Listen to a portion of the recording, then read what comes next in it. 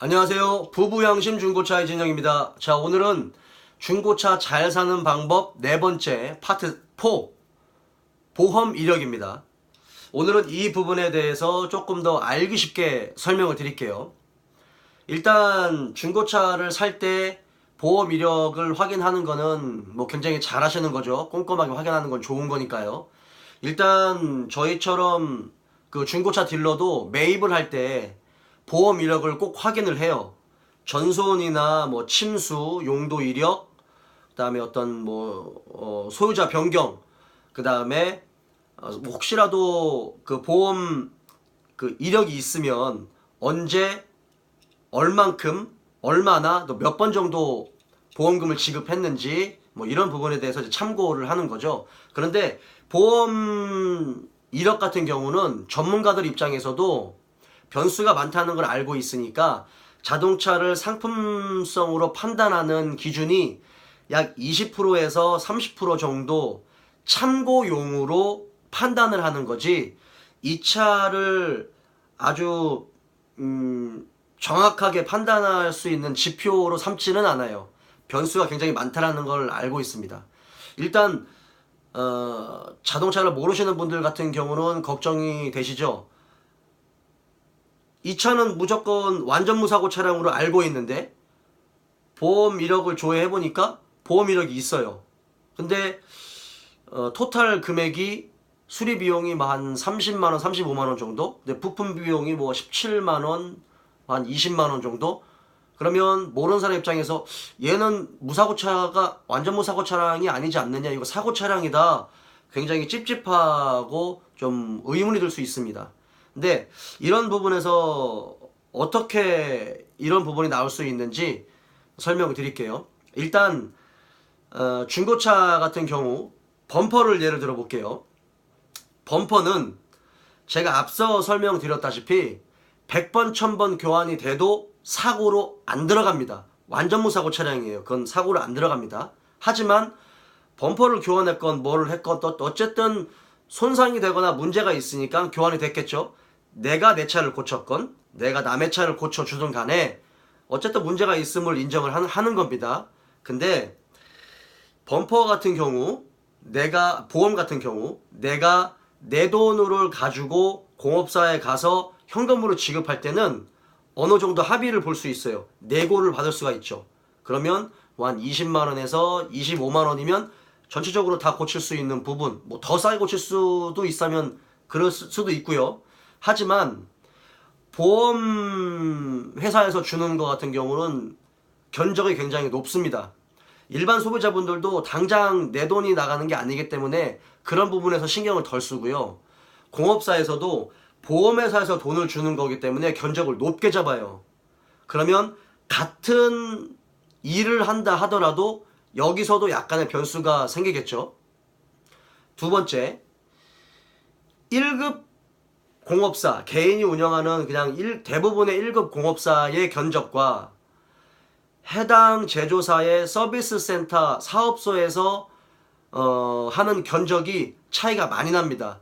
그러니까 일반 그런 개인 1급 공업사 같은 경우는 예를 들어서 뭐 한 3, 40만 원 정도에 고칠 수 있으면, 서비스 센터 같은 경우는 시간당 공인비도 비싸고 부품이라든지 도장 비용이라든지 그다음에 추가적인 견적비라는 게 또 있어요. 그러니까 여러 가지 비용들이 추가가 돼서 뭐 한 40만 원, 50만 원 이렇게 조금 더 차이가 좀 많이 납니다.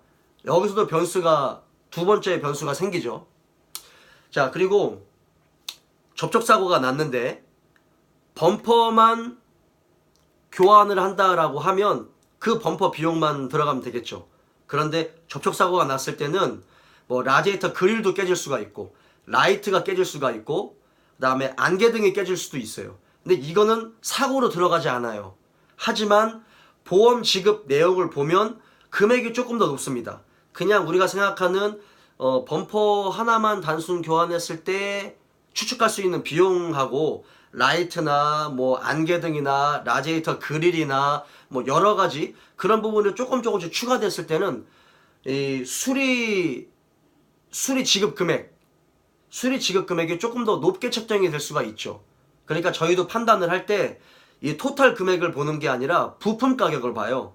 부품 가격, 공인비용, 도장비용 이 세 개가 다 합쳐져서 토탈 금액이 나오는 건데 이제 부품 비용을 보고 그 다음에 자동차 성능과 비교를 해보는 거죠. 근데 어쨌든 이제 성능상에는 완전 무사고 차량으로 나와도 보험 이력이 있다라고 하면 모르시는 분들 같은 경우는 이제 충분히 오해하실 수가 있지만 이런 부분이 변수로 작용할 수 있다라는 부분입니다.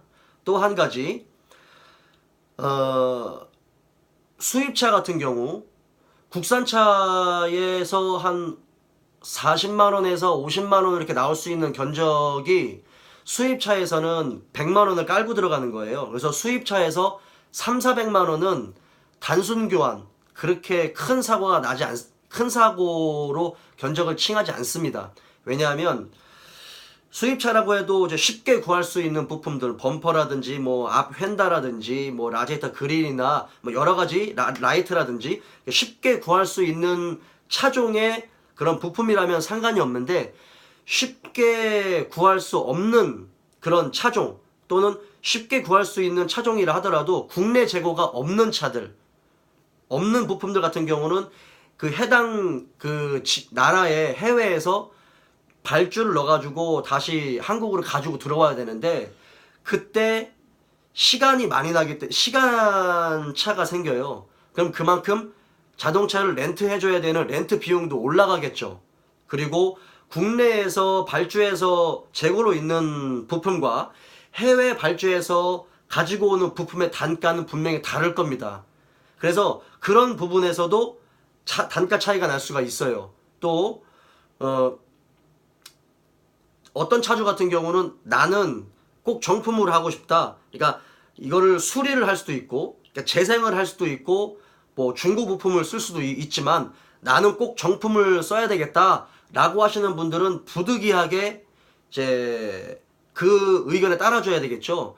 그럴 때 또 단가의 차이가 납니다. 그래서 국산차에서 3,400만원이면 사실은 이 부품 비용, 이게 보험 이력이 적은 거는 아니죠. 사실은 이제 여러 군데 단순 교환이 있거나 아니면 약간의 뼈대 손상이 있을 수도 있는 보험 견적이지만 수입차에서 3,400이면 사실은 경미한 겁니다. 그래서 뭐 범퍼, 뭐 앞에 휀다 살짝 찌그러진 거 판금하고 라디에이터 갈고 또 좀 렌트 해주고 그러면 600에서 800은 그냥 넘어가요.